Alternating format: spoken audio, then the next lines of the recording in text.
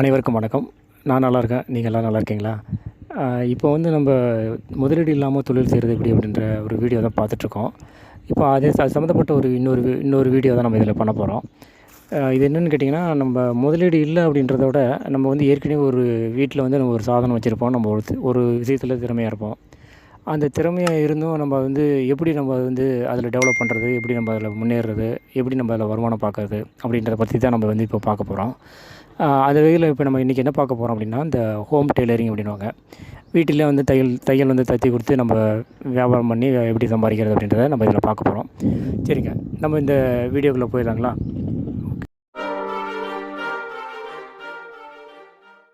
Okay. Home Taylor அப்படின்றது என்னன்னு கேட்டிங்கன்னா, வீட்டிலே வந்து துணி தச்சு கொடுக்குறது தான் அந்த ஹோம் டெய்லர் அப்படின்னுவாங்க. இதில 2 டைப் இருக்குது. ஒண்ணு வந்து தேடி போய் தச்சு கொடுக்குறது. இன்னொன்று வீட்டிலேயே இருந்து மற்றவங்க தேடி வந்து நம்ம தச்சு வாங்கிட்டு போகிறது. இது 2 டைப் இருக்குது. தேடி போய் தச்சு கொடுக்குறது மேக்ஸிமம் வந்து நிறைய பேர் பண்ணுறாங்க. அது வந்து சின்ன சின்ன இந்த ஒட்டு உடசல், அதாவது தையல் போடணும், சின்ன கிழிஞ்சு போச்சு அப்படின்னா தச்சு கொடுக்குறாங்க.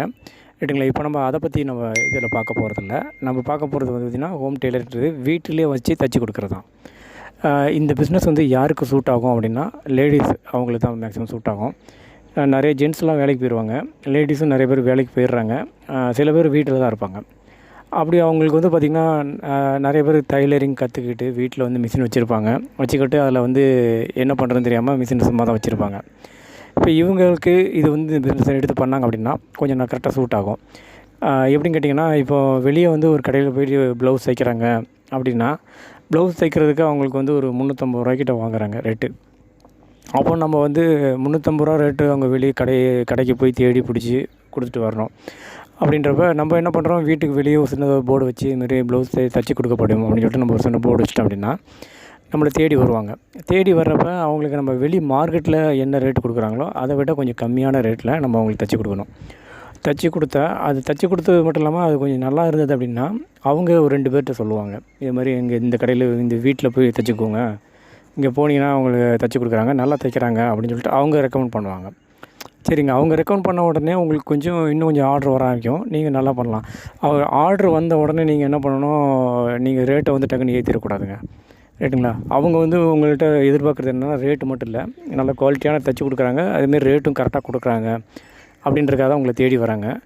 உங்களுக்கு வந்து இதில் மார்ஜின் கிடைக்காது, லாபம் நஷ்டம் வரும் அப்படின்னு நீங்கள் நினைக்க வேண்டாம். மார்ஜின் கிடைக்கும், லாபமும் கிடைக்கும்.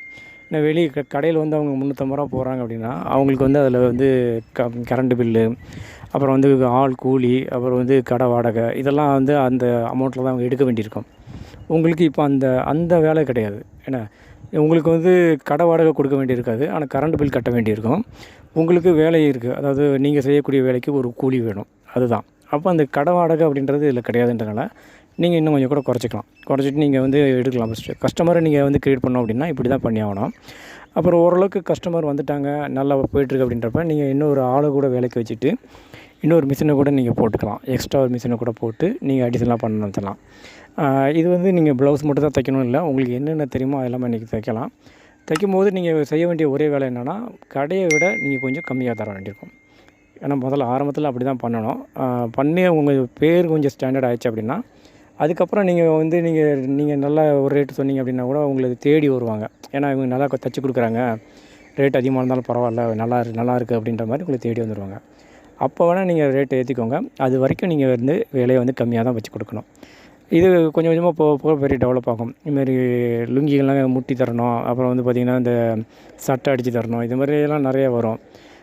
இன்னும் இதை டெவலப் பண்ணி கொண்டு போகலாம். எப்படி கொண்டு போகலாம் அப்படின்னு பார்த்திங்கன்னா, இப்போ ஸ்கூல்லாம் வந்து இப்போது ஓப்பன் பண்ணிட்டாங்க அப்படின்னா, ஸ்கூல் யூனிஃபார்ம்லாம் வந்து வெளியே தான் ஆர்டர் கொடுப்பாங்க. வெளியே ஆர்டர் கொடுக்குறப்ப நீங்கள் வந்து நீங்கள் அந்த ஆர்டரை எடுத்துகிட்டு அந்த சைஸ் வாரியாக தச்சு கொடுக்க வேண்டியிருக்கும். அப்போ நீங்கள் இன்னும் ஒரு 2-3 மிஷின் வச்சுருந்தா கூட என்ன பண்ணுறீங்கன்னா, ஒரு ஆட்களை விட்டு 2-3 பேர் வேலைக்கு வச்சு கூட நீங்கள் அந்த மிஷினை ஆர்டர் எடுத்து நீங்கள் தைக்கலாம். ஏன்னா அது வந்து உங்களுக்கு பல்காக ஆர்டர் கிடைக்கும், ரேட்டும் உங்களுக்கு கரெக்டாக இருக்கும். கம்பெனி ஏதாவது ஸ்கூல்லேருந்து ஆர்டர் கொடுக்குறதுனால பேமெண்ட்டும் உங்களுக்கு கரெக்டாக வந்துடும். சரிங்களா? இந்த மாதிரி நீங்கள் அப்படியே கொஞ்சமாக ஸ்டெப் பை ஸ்டெப்பாக நீங்கள் டெவலப் பண்ணி பெரிய அளவில் கொண்டு போகலாம். பெரிய கார்மெண்ட்ஸே ஆரம்பிக்கணுன்னா கூட ஃபஸ்ட்டு சின்னதாக இருந்தால் மட்டும் சின்ன ஒரு விஷயத்தை ஆரம்பித்து தான் பெரிய கார்மெண்ட்ஸே கொண்டு போக முடியும். அதனால் வீட்டில் மிஷின் இருக்குது அப்படின்றதுக்காக நீங்கள் வந்து உங்களை முயற்சி எடுக்காமல் எதுவும் பண்ண முடியாது. நீங்கள் முதல்ல முயற்சி எடுக்க கற்றுக்கோங்க. இந்த மாதிரி சின்ன சின்ன விஷயங்களை தைச்சிட்டு அப்புறம் இதில் டெவலப் ஆக பெரிய லெவலில் நீங்கள் இது வந்து கொண்டு போகலாம். ஓகே, இது ஒரு நல்ல பிஸ்னஸ் தான். இது நிறைய பேர் பண்ணிகிட்ருக்காங்க. எனக்கு வந்து பார்த்திங்கன்னா இது வந்து ஒரு ஐடியாவாக சொல்லலை, உங்களுக்கு வாழ்க்கையில் ஒரு முன்னேறக்கூடிய ஒரு சின்ன ஒரு வாய்ப்பாக தான் நான் சொல்கிறேன். இதை பயன்படுத்தி பாருங்கள். கண்டிப்பாக நீங்கள் வாழ்க்கையில் முன்னேறலாம். நன்றி.